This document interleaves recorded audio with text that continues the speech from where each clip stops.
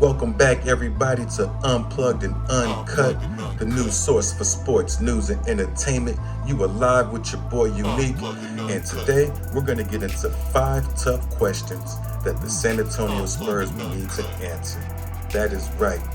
Before we get started, though, if you have not taken the time to hit that subscribe button, make sure you do. We are giving away a PlayStation 5 in the game of your choice.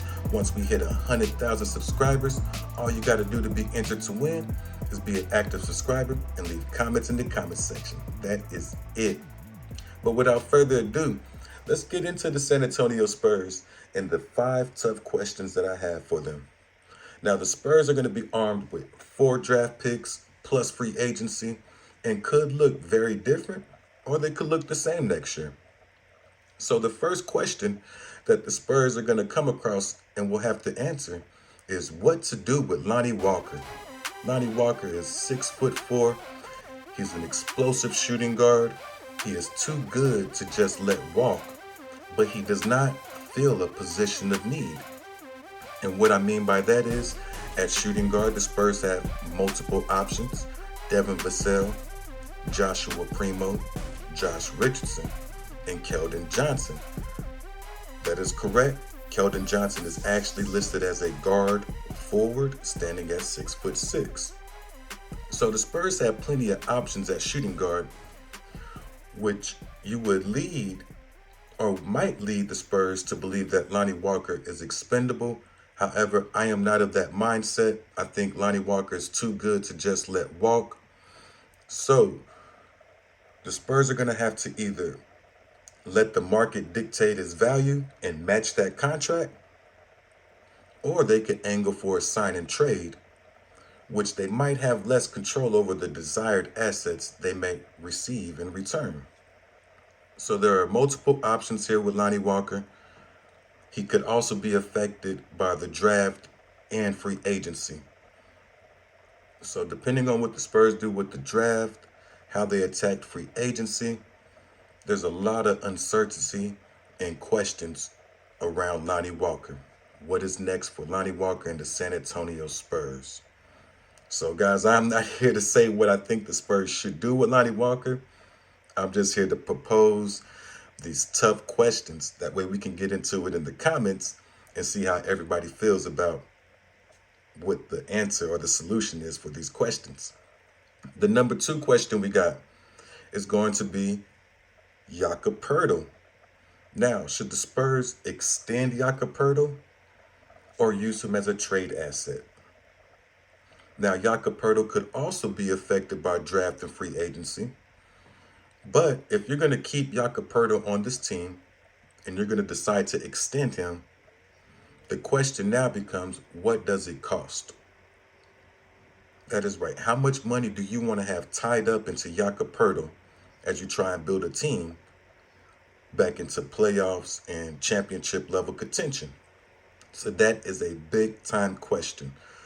What do we do with Jakob Poeltl? Do we extend him? Or do we continue to push him as a trade asset the way we have last year? Even though he didn't get traded, he was involved in multiple trade rumors and possibly multiple trade discussions. So it will be interesting to see what the Spurs do with Jakob Poeltl. The number 3 question on our list is going to get into that draft. Do the Spurs really want to use 4 draft picks?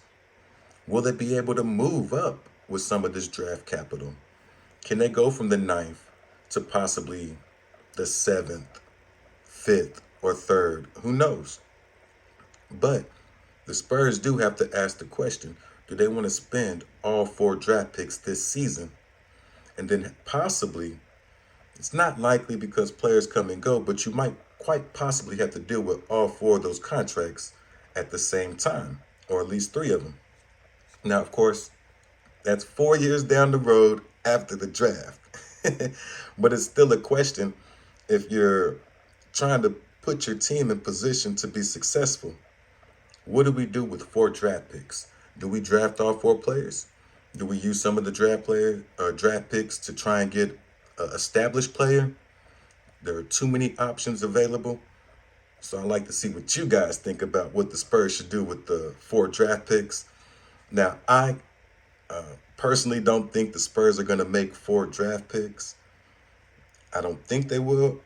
I'm assuming they're probably going to try and move up, but I can't make that call for the Spurs. But from what I'm hearing, I do believe they're trying to move up in the draft. The fourth question they're going to have to ask is, what does a Kelden Johnson extension look like? Especially for a player that you play at power forward who's really a guard forward. What does that extension for Kelden Johnson look like?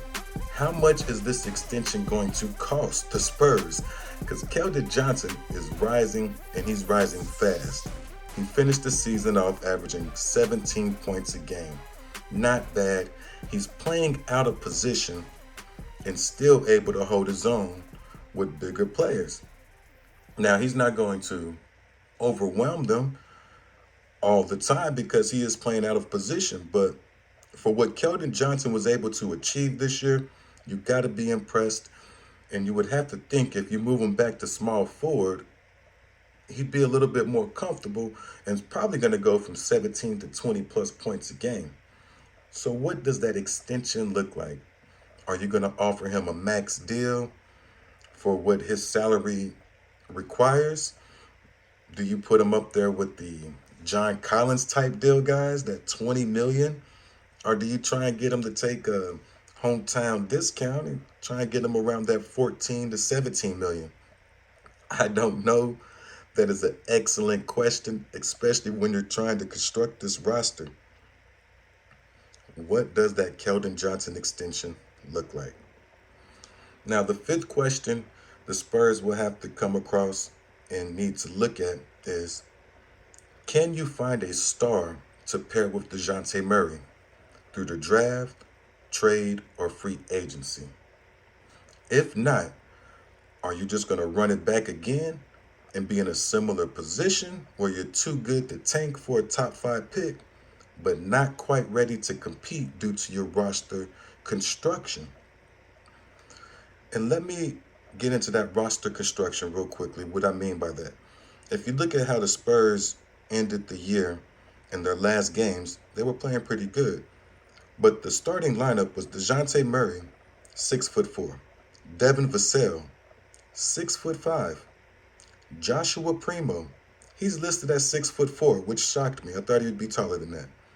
And that's coming straight off the Spurs and the NBA website, 6'4". Kelden Johnson, 6'6".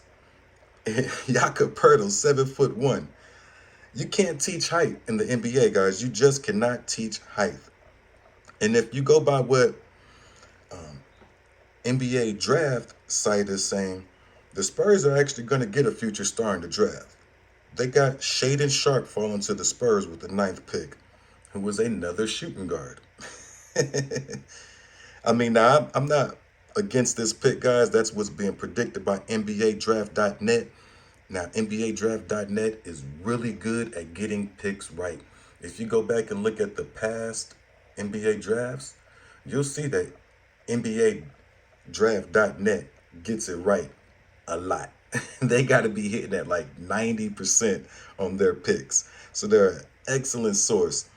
And for them to say the Spurs draft Shaedon Sharpe, that's awesome. I am totally okay with the Spurs getting Shaedon Sharpe at the 9th pick.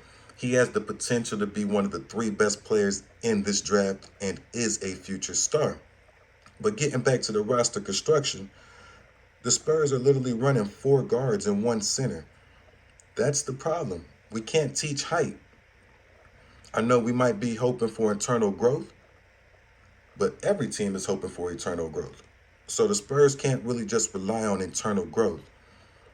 They're going to have to find a way to put a roster together that is ready to compete.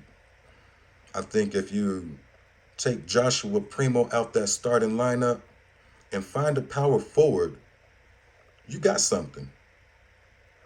But you can't run 6'4", 6'5", 6'4", 6'6", and 7'1", get crushed on the rebounds, and expect to win as many games as they want to win. DeJounte Murray has came out and said the Spurs will be back in the playoffs next year.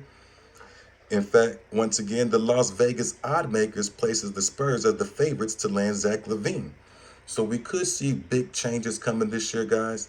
That's why I say they got to answer these 5 tough questions. Get these questions answered. You'll have a clearer outlook on what the Spurs will and will not be. Right now, it's a little cloudy on what direction they're going because we're still dealing with the NBA Finals and we haven't got to the draft yet. But as we get closer to these dates, these are questions the Spurs will have to answer. Now, that's all I got for this subject and this topic, guys. But I will be checking the comments to see if anybody has some answers or solutions for some of these questions that we're proposing. Or do you guys have any other questions the Spurs might need to answer as well? Because it's going to be an interesting off-season, to say the least. That is right. But that's all I got for you now, guys. It's been fun, and your boy is out. Peace.